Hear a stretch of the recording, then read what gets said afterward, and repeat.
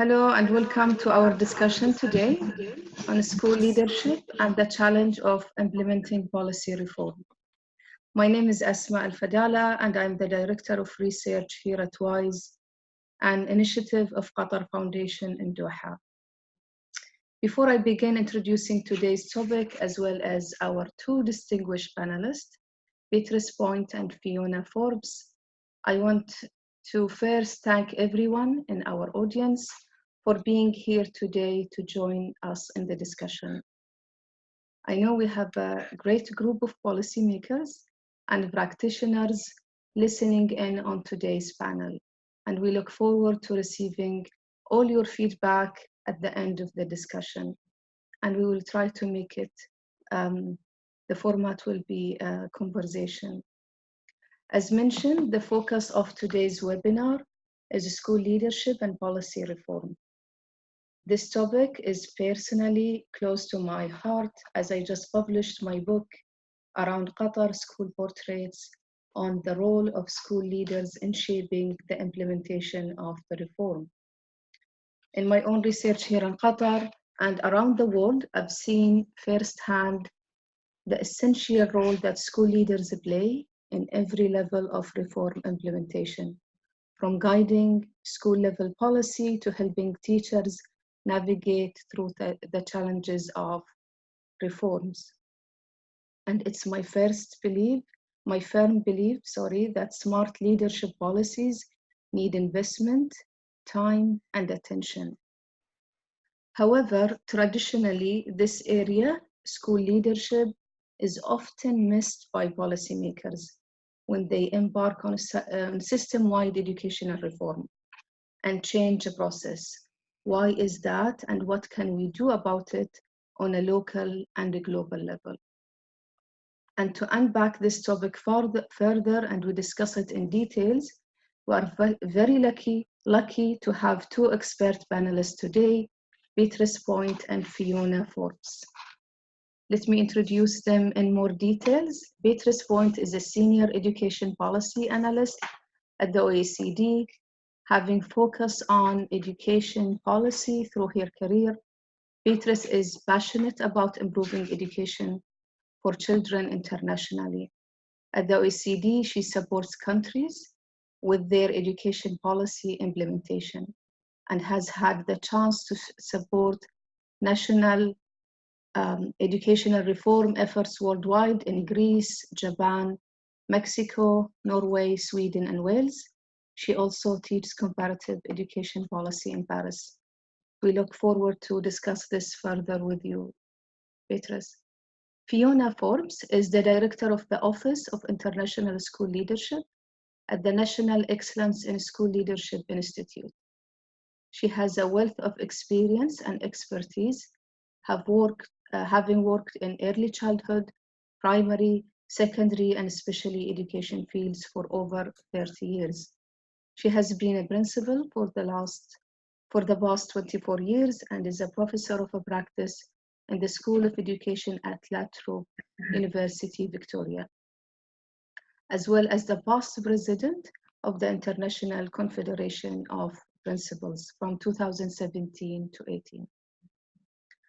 This webinar is part of the Agile Leaders of Learning Innovation Network, All-In, and All-In is a global network of educational leadership expertise and organizations that collaborates for research, design, and evaluate high quality and large scale models of school leadership worldwide to positively impact students' outcomes.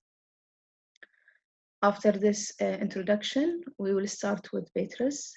We will now turn to you to address specific questions, but feel free to have a conversation with Fiona. As mentioned above, research shows that investment in school leadership policies and practices is very important to achieving school and system-wide improvement process.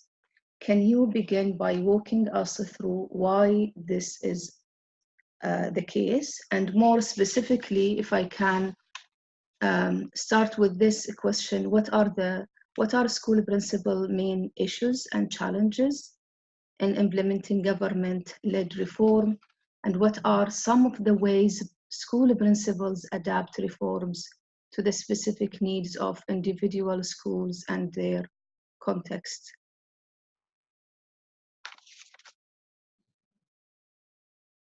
I can't hear. Yeah, she. There, I have my microphone on now.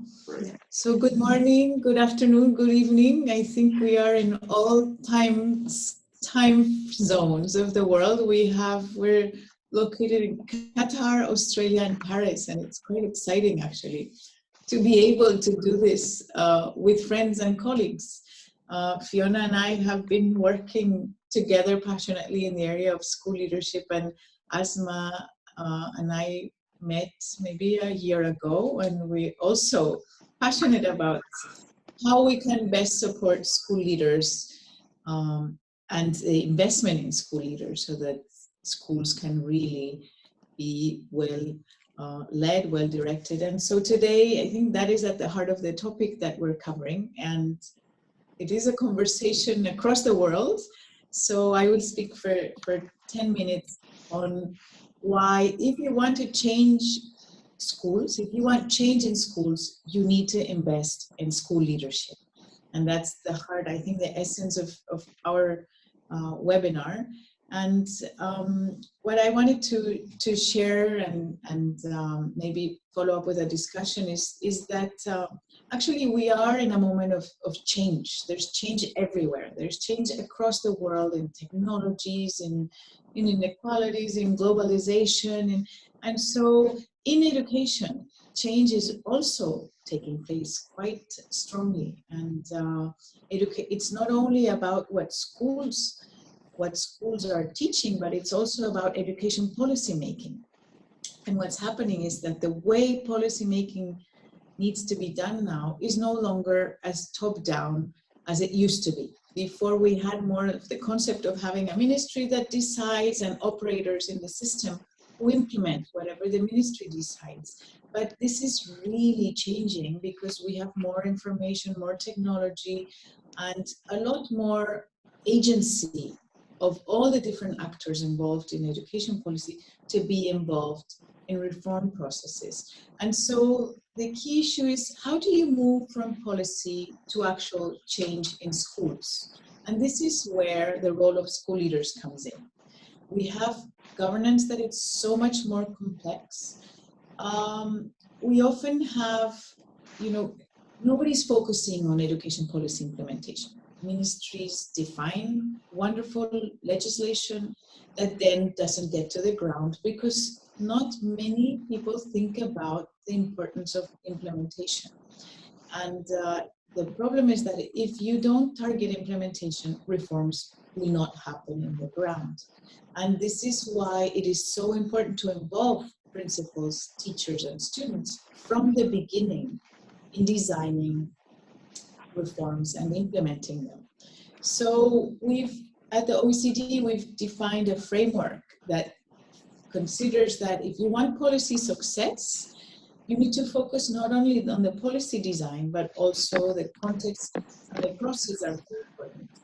And that includes looking at having smart policy design that has a vision. The policy has a vision, there's a theory of change, there's money to implement it. But it's not only about how you design a policy, but you need to include all the different education stakeholders in the process of developing this policy. And you need to have clear roles for them. And this is, again, where I want to highlight the role of school leaders. Often they're not involved in policy making or only lightly. And whenever a new reform is configured, they're somehow forgotten. And so policies are defined of new curriculum reforms or new strategies for 2030 or new priorities to prioritize literacy, numeracy. But the people who actually have to implement this on the ground and make this happen in reality are school principals or leadership teams. And often they're not included or prioritized in this process.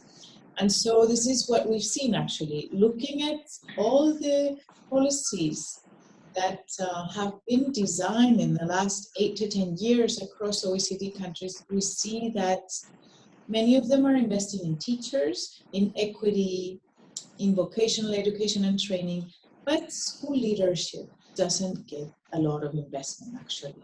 We see that they are a little bit of the weak link, that there's not a clear definition of the role and responsibilities of school leaders in this reform process. And instead, there's a lot of expectations actually. They are, when defining these reforms, you know, who has to make them happen again in the ground? It's the school principals.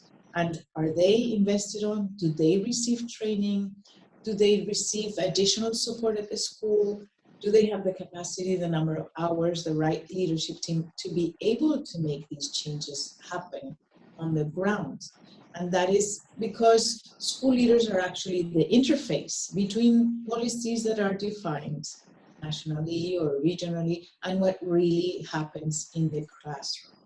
And we know from evidence that they make a very large difference in schools actually. A lot of evidence has demonstrated that that school leaders and school leadership teams do make a large difference, but it's very difficult to measure because it's indirect. You can only see when there's a bad principle, but when there's a good principle, they work through other people. They work through team meetings, they work through investing in their teachers, in setting the right environment for schools to flourish. And that is very difficult to measure actually. So there's not that many studies that have directly demonstrated the impact, but they always demonstrate that it's indirect.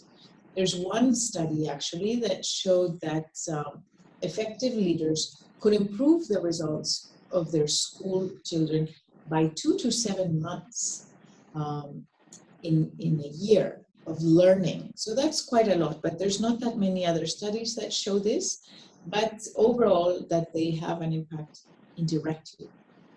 And so the challenge is they have an impact, it's indirect, there's not a lot of investment in their policies, but there are high expectations in terms of decision making. Many countries are decentralizing, they're giving more autonomy to schools, they're saying, and more professionalization as well, but they're not investing at the same time in school leaders. And when you look at whether school leaders have received specific training in pedagogical or specific principal training programs across OECD countries, you see that only about half on average show that they have participated in any kind of training. And so what about the other half? They are teachers who have been invited or have applied to positions of school leadership without having the appropriate training or support to do so. And so in a way, you're making it not a professional career that it should be, or a profession that it should be, but rather something that is not prioritized because they're not invested in and they don't have specific training. So sometimes you could say, well, it's like you're asking a doctor to lead a hospital just because they are doctors. Well, they need to have budgets, they need to do how to motivate teams to work together, they need to understand how to lead with a vision for the whole school, how to engage with parents, with the community that surrounds them. So the task is much bigger than teaching or different than teaching. They have to have a knowledge of pedagogy and teaching, but all these additional skills need to be acquired somehow. And in many countries, they are acquired with practice. But if you want good schools, you need to have good professionals leading them. And so the challenge then is that with all these reforms that are being implemented, school leadership reforms do not match the expectations that are placed for school leaders. Often you see that governments invest in school leadership training programs, but they're minor. And when a new government comes in, they stop the funding and dissolve these institutes sometimes. Or sometimes they are school leadership training programs that are very short, maybe 3 weeks or 2 months part-time. And so it's very difficult to really be able to lead such reforms in schools if they are not having the right support and the right training. So there is quite an unsolved tension between what is expected of school principals and what they can deliver.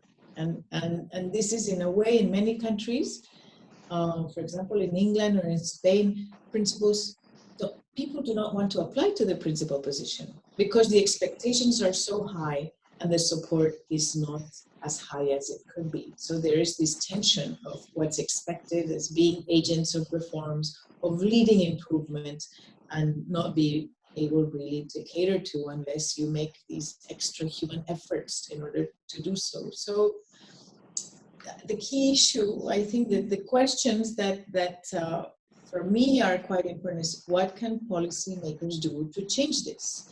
Well, on the one hand, they need to understand the limits of not investing in school leadership. If you don't invest in school leadership, you have a high chance of not having any impact with your reforms. Not seeing any change in schools. And the policymakers can create the conditions for school leadership to drive change. It's important to empower school leadership, to invest, to embed it directly from the beginning in the broader system change reforms. And also very important to take into account that school leadership is very culturally and context-based, that the models cannot be transpired. The Anglo-Saxon model of school leadership is very different than the leadership model in Nordic countries or in Latin American countries or in others. So it's very important to take this on board. So what can policymakers do? And then what can actually school leaders do themselves?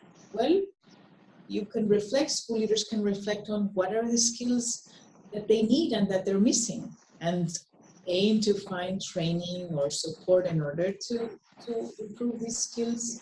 And then in terms of practice, how can you put into motion 21st century skills in your schools? How can you actually go further ahead than policymakers and already update your school to what the context is asking principals to do?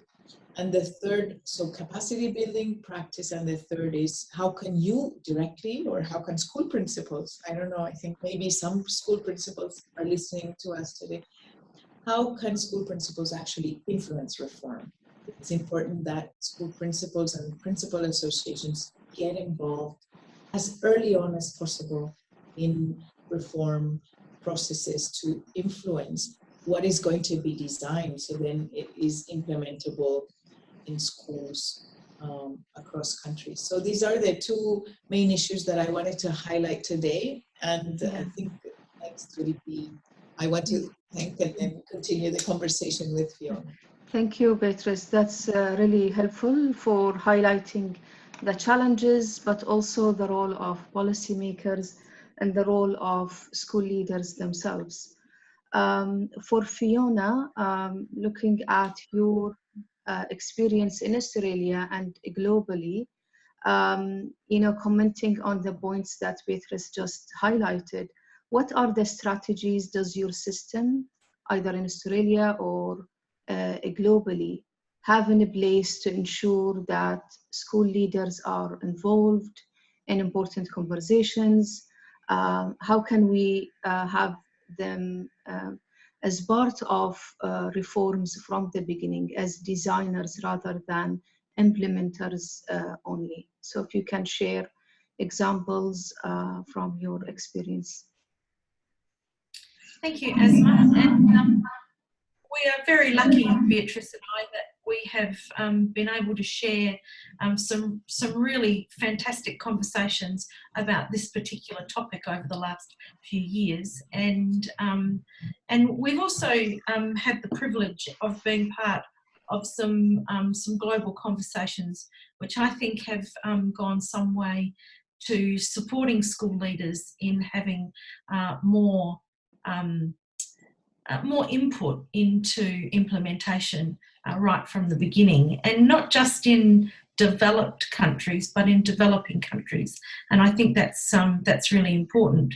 But to the question that Asmaa asked me about the Australian experience, and we are very lucky in Australia, like other Anglo-Saxon countries, that we have a very deeply embedded structure in all parts of Australia.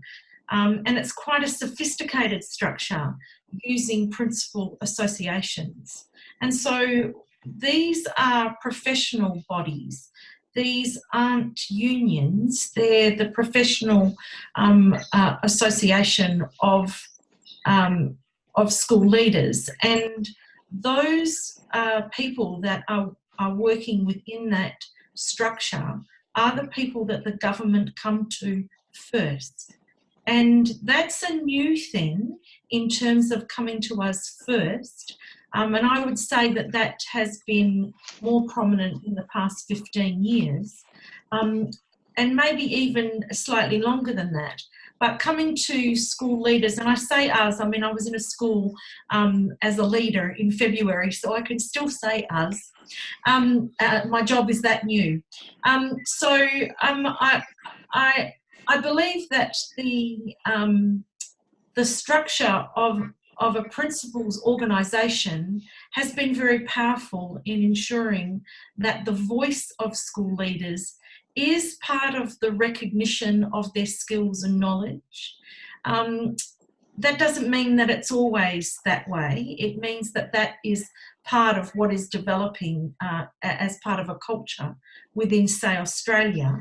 I know that that is similar in other Anglo-Saxon countries such as Ireland, Scotland, Wales, and Beatrice and I have both just come from Wales, and so I do want to engage in a bit of conversation with Beatrice about Wales, because they are doing something very interesting at the moment, which I think would be worthwhile speaking about.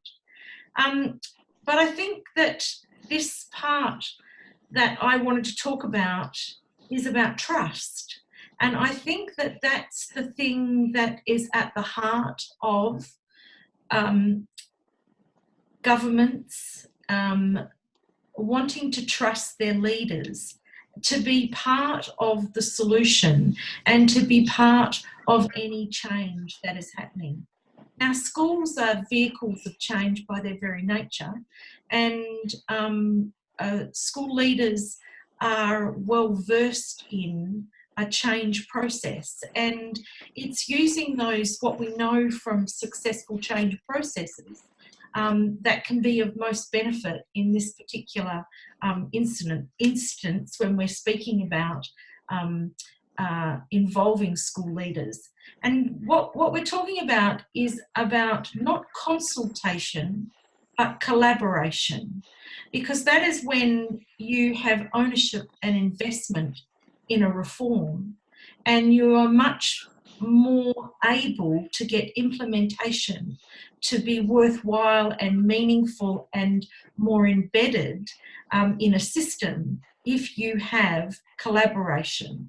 And so that then is joint ownership and joint discussion and equal point of view, and all of those sorts of things in terms of, here are the parameters, how best can we make this work within the structure that are schools for this reform, and who's best placed to be able to help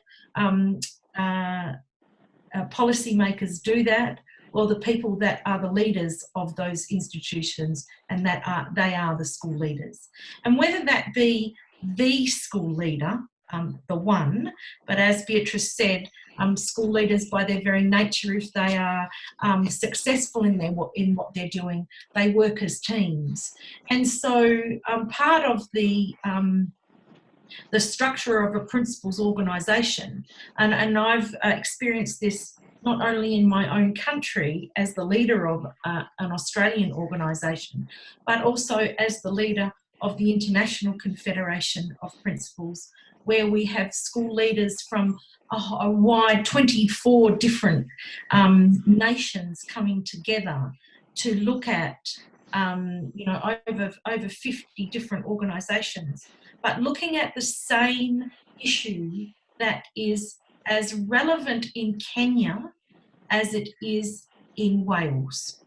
And so how it manifests itself in the context of Kenya will be different, but the lessons that are learned in Wales from the school leaders there and, let's say, Finland are as important to those leaders in Kenya.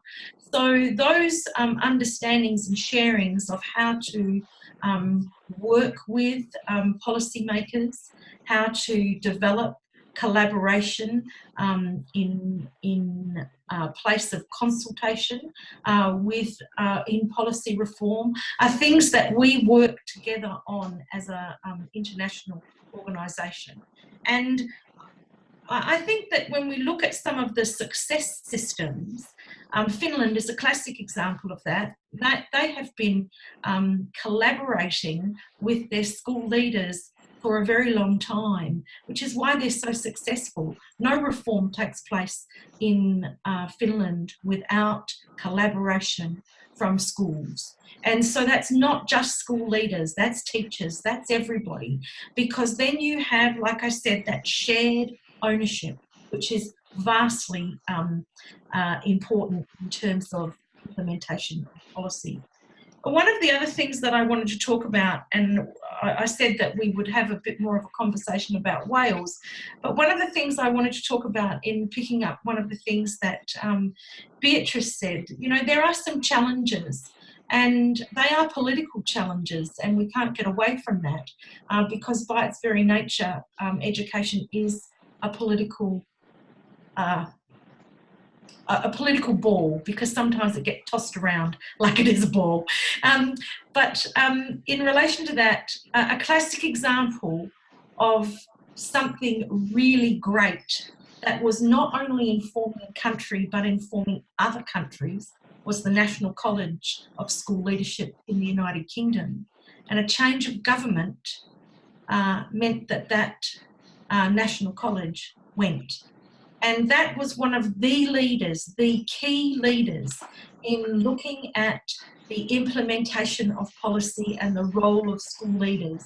And that was one of those organisations that from the stroke of a pen and everything that was in that organisation, every bit of collective knowledge, all of those things were erased by government. And that is what can happen. And so it's incumbent on school leaders to make sure that we find another structure to be able to support school leaders in that ongoing professional learning that is absolutely vital, not only in their knowledge of curriculum and not only in their knowledge of systems and policy, but also in you know, the way that we deal with people, how we're looking towards the future. All of those sorts of things are really important, that school leaders need to be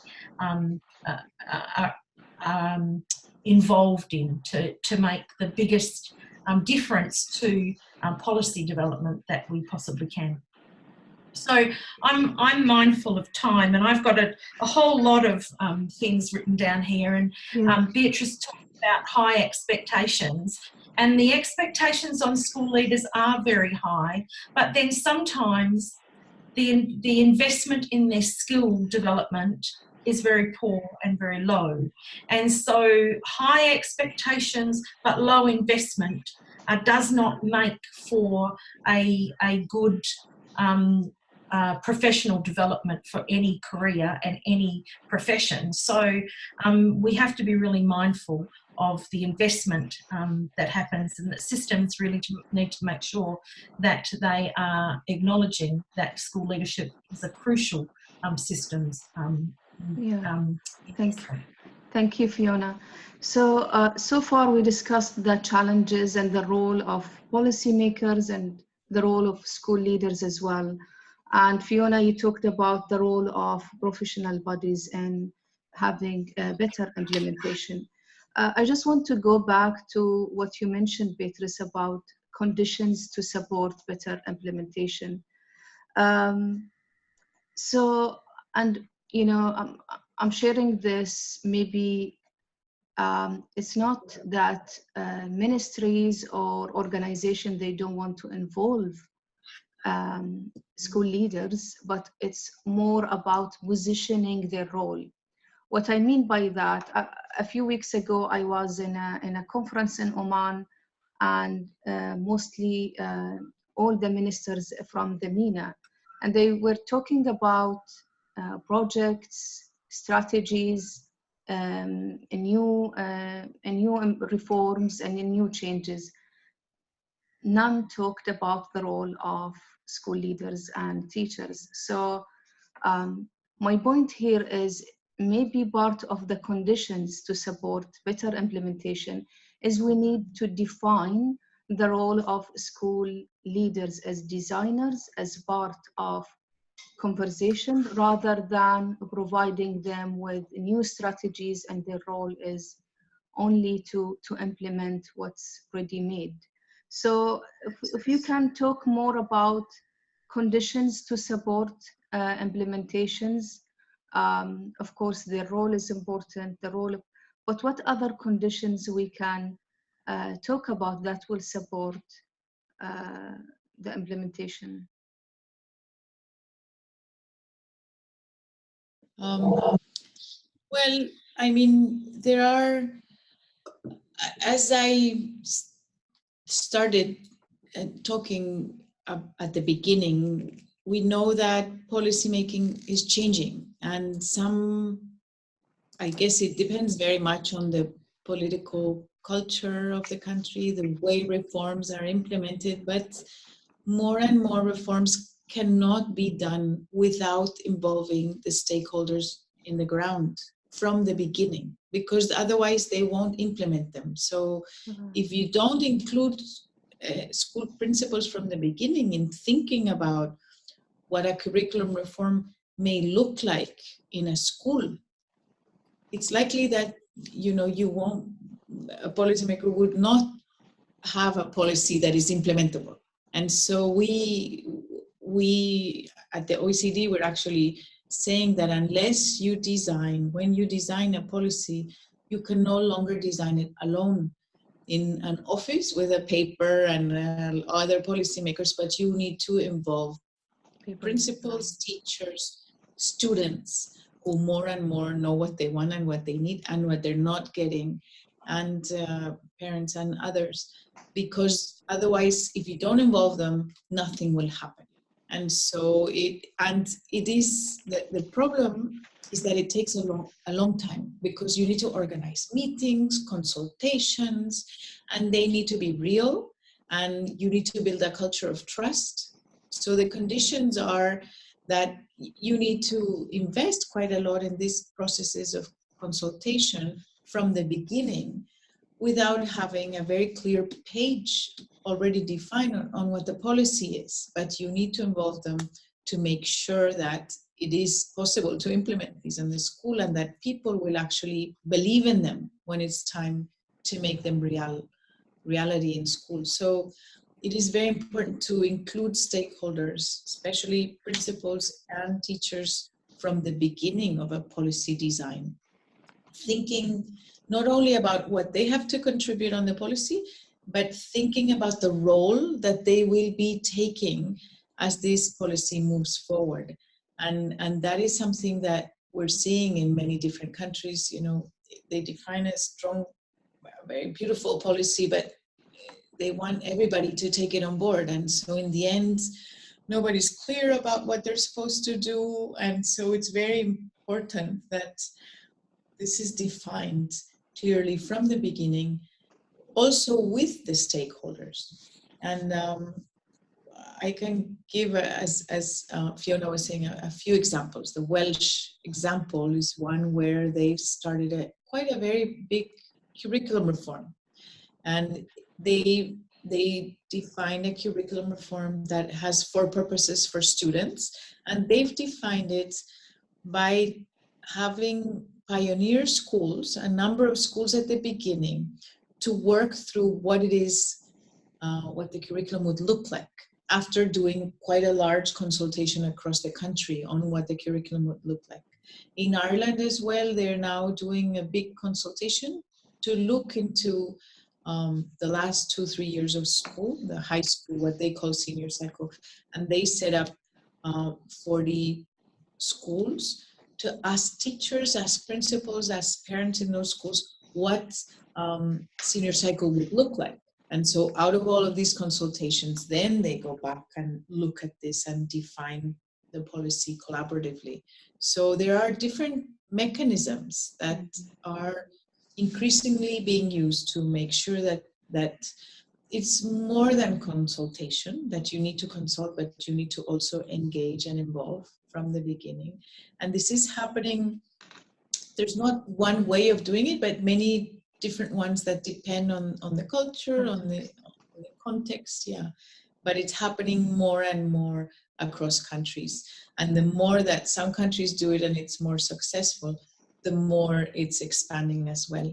And it goes beyond politics in a way, because when people are involved, they will make those changes at the school level. And so when different governments come in, they will need to really work with the people on the ground in schools, delivering education and education professionals who need to make sense of these reforms on the ground. So just to add to what Beatriz was saying around Wales and Ireland, both of those organisations, both of those countries have been part of a collaborative professionalism between systems that has been happening for the last 4 years, that's been set up by Andy Hargraves, called the Atlantic Rim Collaboratory, or ARC as it is now known. And that is about systems collaborating. And so you can see the similarities between what has been happening with what is happening in Wales and what is happening in Ireland in terms of the collaboration and the consultation that's happening with stakeholders. That also happened in Scotland, who is also part of that system. Also Finland, who's also part of that collaboration. That is why things like All In, Asmaa, are so important, because what they do is they give a vehicle for systems, providers, whatever that may be, to come together to talk about and collaborate about what is happening that is positive practice. I'm not going to call it best practice. I'm going to call it positive practice that's making a difference in systems around the world, so that implementation of policy is becoming more successful.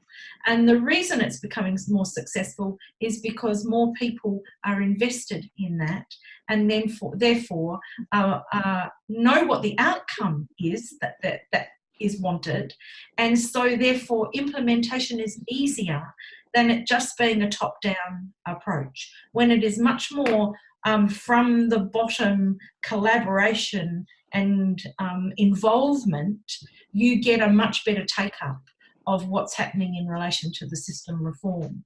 So I believe that, and Beatriz and I have had this conversation in terms of the advantages of collaborating more, not only as whether that be a principals association, whatever that may be, but the more we can work together, the better the outcome is for ultimately the students, which is what this is all about. And it doesn't matter which system we're talking about, we're all here for the students. And so outcomes is what it's all about, or positive learning, or whatever you want to, learning intentions, or whatever you want to call them. That's the most important thing, so that students have a better chance at a better life. That's what we're hoping. And so if you've got involvement from all of the people that are involved, then you get a much better take-up in terms of that reform. And so what we saw in Wales, because we went to schools, we spoke to practitioners, we got to see what was happening in different environments, and the way that, whether it be a teacher or whether that be a leader, whatever that is, we got to see and hear from them firsthand as to how they were feeling about this collaboration and implementation of the new curriculum in Wales. And overwhelmingly, it was positive. Isn't that right, Beatrice? It's overwhelmingly positive. Even the difficulties, people were willing to work with the government to work around those because they were invested. And I think that's really part of the that's the main part of what really I'm trying to impart here, is that through collaboration you get investment, and that investment, you can't buy that. That's organic and really, really, really important. Thank you, Fiona. So great ideas are important, but also building a trust, collaboration between all stakeholders, creating the conditions and empowering school leaders and their teams are important to have better implementation. My last question for both of you, and I know you answered part of it. If you had a direct line to policymakers, what would be the most important things you would want them to know so that you could implement their reforms successfully in your school? If we think about a school level, what do you want policymakers to know? If you can share quick answers. Well, as the school leader, what would I want them to know? That that through that if I'm invested, they'll get a better outcome. So they invest in me, I'll invest in them. So it's that it's a relationship, and a relationship that's built on trust. I know what works in my context, and I'll be able to massage whatever it is that they are wanting to deliver to the best of my ability within my context, if they are invested in me and I'm invested in them. So I think it's a mutual investment. Yeah. Final thought, Beatrice? Yes, I would say that, as Fiona has said, it is an investment that they need to understand that if they don't invest, they will have no change in schools. And so I think this is at the bottom line. If you don't invest in school leaders, change in school will be more difficult. And that school leaders have a multiplier effect, because in a school, a school leader or a leadership team is leading maybe a school of 20, 30, 100 teachers. So if you invest in a school leadership team, they will invest in their teachers. And so it is, a snowball effect in a way, and a strong policy lever. The other one is that often, school leaders moderate. They choose the reform that they like, and the ones they don't like, if they are not involved. And often what happens, there may be an overload, a reform fatigue or overload of reforms arriving to schools, because everybody wants schools to be better, and they add health programs, and then they add food programs, and then they add the mandatory course on something else and something else. And so principals are forced to take on all these reforms as they come along. And what I've seen across the world is that good principals know which reforms will be best for their schools, and they take the programs, they smartly, take the different programs or projects and adapt them to the context of their school, and reject the ones that are not suitable. So that it is also important for policymakers to know that they need to have coherence in the reforms, rather than sending many reforms of different nature. They need to make sure that there's a capacity for schools and their leadership teams to take on the ones that are most helpful for the students that they have, for the context that they have. And so these two main summary points is to invest in school leadership, and then to make sure that the policy reforms that they are designing are coherent with what schools need, that there's a leverage capacity there. Thank you, Beatrice. Thank you, Fiona. Well, that's the end of our discussion today. I want to thank you both for taking the time out of your busy busy schedule to be here with us and to lead this important discussion that has so many implications for educational policies and practice. To summarize, maybe the big takeaway from our discussion that more investment is needed in the development of our school leaders, as well as in the development of smart leadership policies. I mean, my own research here in Qatar has shown that investment in the right leadership frameworks is also key to improve the quality of teaching and learning, which impacts the central goal of any school reform, which is student achievement. Thank you again, and thank you for our audience. Thank you very much.